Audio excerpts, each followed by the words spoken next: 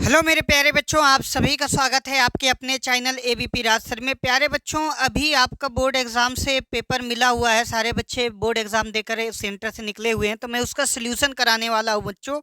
देखिए, आपका जो सेट रहने वाला है, जिसका मैं सल्यूशन कराने वाला हूँ, 822 का सी ए सेट बच्चों, इसका सल्यूशन कराने वाला हूँ।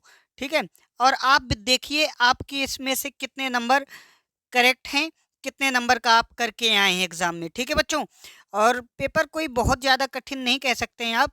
अगर आपने थोड़ी बड़ी भी अच्छे से पढ़ाई की है ना, तो आपके भाई अच्छे खासे नंबर आ जाएंगे। तो बच्चों, सल्यूशन करते हैं आज के पेपर का। पहला क्वेश्चन है बच्चों, दिया है HCF, क्वेश्चन में लिखा है 99,153 बराबर 9। तो LCM क्वेश्चन में 99,53 होगा, कितना होगा? सही आंसर आपको बताना है। आपने सॉल्व किया होगा बच्चों, सोल्यूशन करना पड़ेगा। तो सही ऑप्शन क्या आ जाएगा? Option number A. क्या आ जाएगा sir ji? Option number A. ठीक है बच्चों, तो आपने सोल्यूशन किया होगा, तो कौन सा नंबर आया होगा? ऑप्शन नंबर ए एकदम करेक्ट आंसर है। ठीक है बच्चों, अब बढ़ते हैं दूसरे प्रश्न में। दूसरा प्रश्न नंबर क्या है? प्रश्न नंबर दूसरा है, एक थैले में 3 लाल और दो नीली गेंदें हैं। थैले में यथार्थ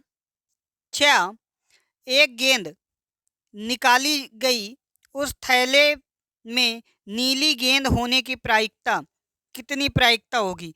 तो बच्चों, उसका जो सही ऑप्शन लिखा हुआ है बी ऑप्शन। बी सर जी क्या लिखा हुआ है? 2/5। ये आपका एकदम सही आंसर हो जाएगा बच्चों। अब बढ़ते हैं अगले प्रश्न पर। प्रश्न संख्या 3। प्रश्न संख्या 3, निम्नलिखित सारणी का माध्यक वर्ग होगा।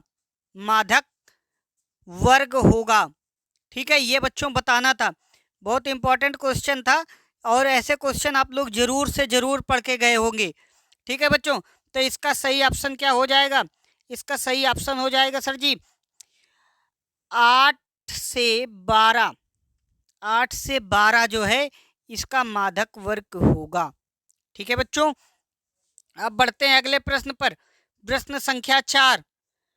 प्रश्न संख्या 4, निम्नलिखित बारंबारता बंटन में बहुलक का वर्ग। बहुलक संख्या बच्चों कितनी है?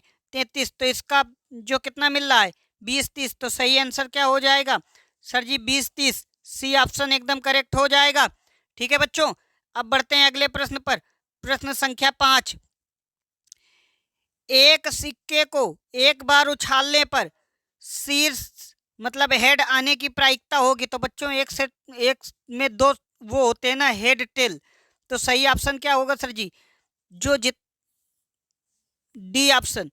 एक सिक्कों के बच्चों दो पहलू होते हैं, तो दो लिख दिया नीचे, और उनमें से एक चीज आएगी, तो 1/2 एकदम आपका सही आंसर हो जाएगा।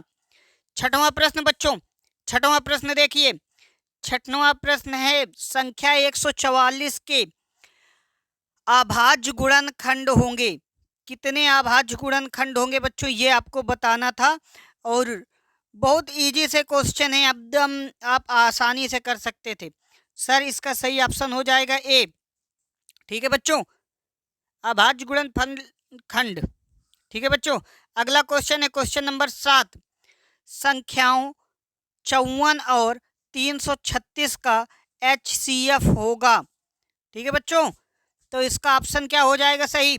इसका ऑप्शन बच्चों बी सही हो जाएगा। क्या हो जाएगा सर जी? ऑप्शन बी सही हो जाएगा, एकदम करेक्ट आंसर है बच्चों। ठीक है, अब बढ़ते हैं अगले प्रश्न पर। अगले प्रश्न पर बढ़ते हैं बच्चों।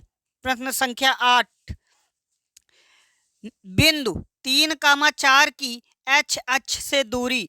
बच्चों, एक्स अक्ष इसको बोलते हैं एक्स कामा वाई। तो जो एक्स अक्ष दिया है, तो वाई अक्ष का जो मान हो जाएगा वही आंसर हो जाएगा। तो सर जी सही ऑप्शन क्या हो जाएगा? ऑप्शन नंबर डी एकदम सही है, हो जाएगा आंसर।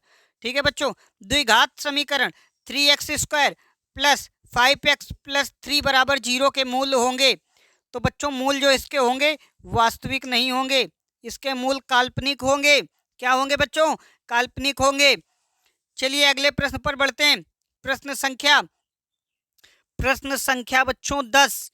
प्रश्न संख्या 10 का सही ऑप्शन हो जाएगा बच्चों, जब आप मान निकालेंगे, देखिए मान भी निकालना बहुत आसान है इसमें।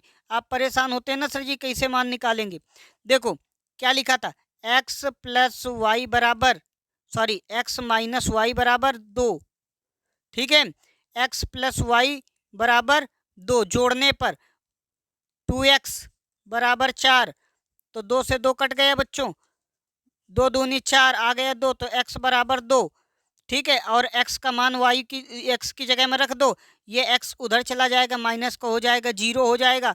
तो मतलब x का मान 2 और y का मान 0 बच्चों। ऑप्शन डी एकदम करेक्ट आंसर हो जाएगा। अगले प्रश्न पर बढ़ते हैं। प्रश्न संख्या 11। दो संख्याओं का योगफल तथा अंतर क्रमशः 8 और 2 है, तो संख्याएं होंगी, तो बच्चों संख्याएं 5 और 3 होंगी। कितना हो जाएंगी, देखो जब योग करोगे दोनों को तो 5 3 8, और अंतर करोगे तो कितना आएगा 2। तो सर जी सही ऑप्शन क्या हो गया, बी हो गया। ठीक है बच्चों, अब अगले प्रश्न पर बढ़ते हैं। समांतर श्रेणी 10 कामा 2 10 कामा 7 कामा 4 डैश डैश का 20वां पद होगा, तो बच्चों इसका सही आंसर हो जाएगा 47। सी नंबर सर जी, कौन सा, सी नंबर एकदम सही हो जाएगा बच्चों। ठीक है, अब 13 नंबर प्रश्न पर बढ़ते हैं। 5 सेंटीमीटर के 5 सेंटीमीटर त्रिज्या के वृत्त पर उसके केंद्र से 13 सेंटीमीटर दूरी पर बिंदु से खींची गई स्पर्श रेखा की लंबाई होगी, तो बच्चों इसकी जो लंबाई होगी वो आपकी 12 सेंटीमीटर आएगी। कितनी आएगी बच्चों, 12 सेंटीमीटर। अगला क्वेश्चन नंबर 14। 7 सेमी भुजा वाले दो घनों के शीर्षों को मिलाकर रखा गया है, प्राप्त ठोस का संपूर्ण पृष्ठीय क्षेत्रफल होगा।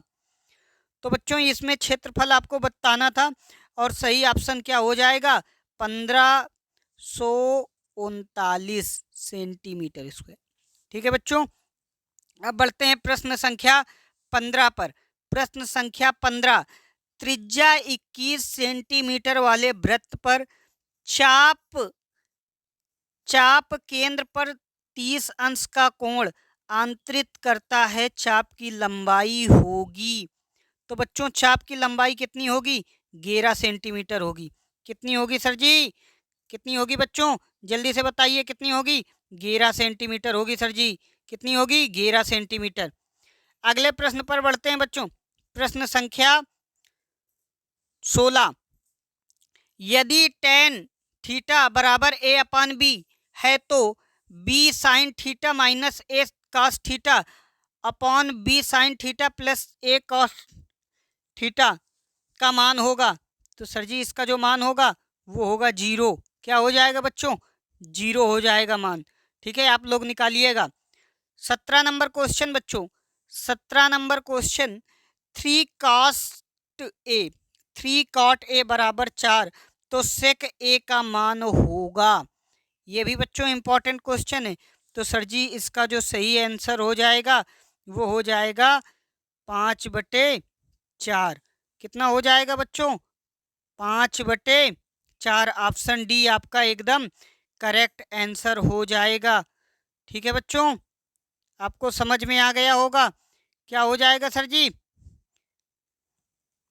5/4 हो जाएगा, डी एकदम करेक्ट आंसर हो जाएगा।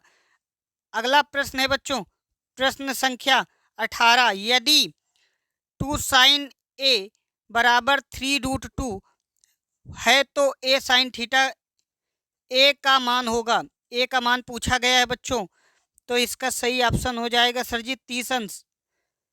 ऑप्शन सी एकदम करेक्ट आंसर हो जाएगा बच्चों। ठीक है, अब बढ़ते हैं अगले प्रश्न पर। प्रश्न नंबर 19। यदि 2 cos 3 थीटा बराबर 1 है, तो थीटा का मान ज्ञात कीजिए।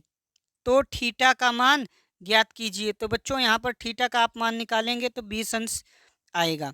ठीक है बच्चों, अब बढ़ते हैं 20वें क्वेश्चन पे।